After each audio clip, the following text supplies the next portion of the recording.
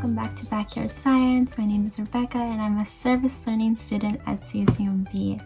I'm so excited for the topic today. It's about sea otters. Sea otters are one of the few cute and cuddly mammals in the whole entire ocean.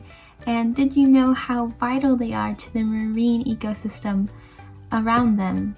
And so today's topic is about how sea otters are a keystone species. Let's dive into it.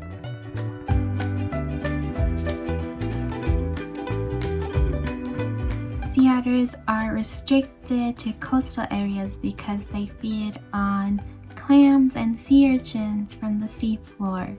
And so that's why we see them in areas like here in Monterey, because they like coastal areas. So we've always been used to seeing sea otters a lot here in the bay, but did you know they were almost at the brink of extinction?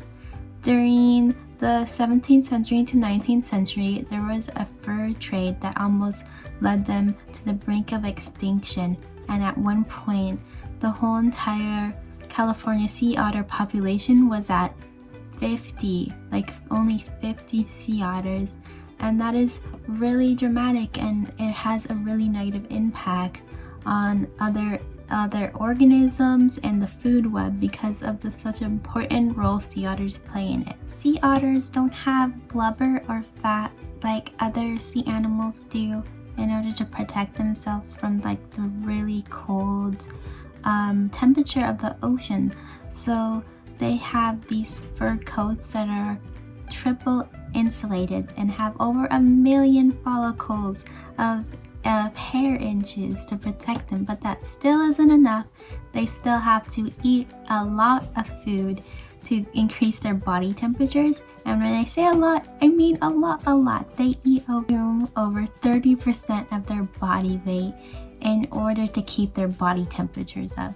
So for a human, that would be like eating 45 pounds of food every day in order just to keep like a regular body temperature to keep you from freezing. And that is so crazy to think about.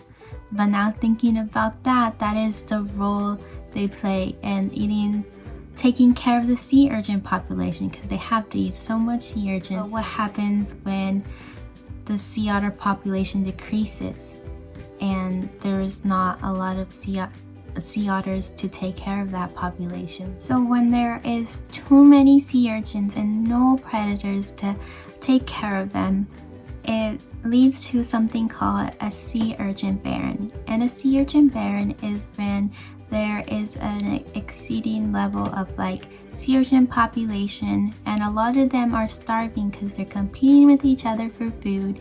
And so instead of usually staying on the ocean floor and waiting for kelp debris to eat, they will now move in groups to kelp forest rocks, and they will just start to eat it up from the stem up.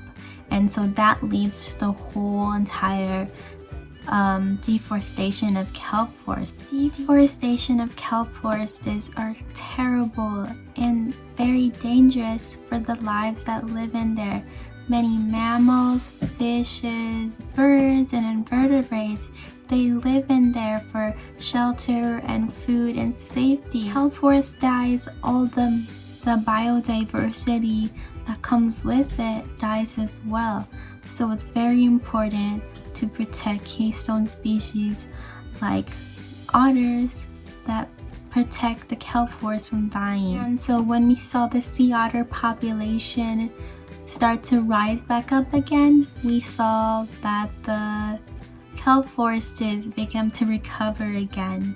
And so we need just this balance of all these organisms that help to maintain this overall system in which they can all thrive and live comfortably and survive well. But in all scientific processes and events, there's not just one cause or one solution to like the challenges that we face. So like if something as complex as deforestation,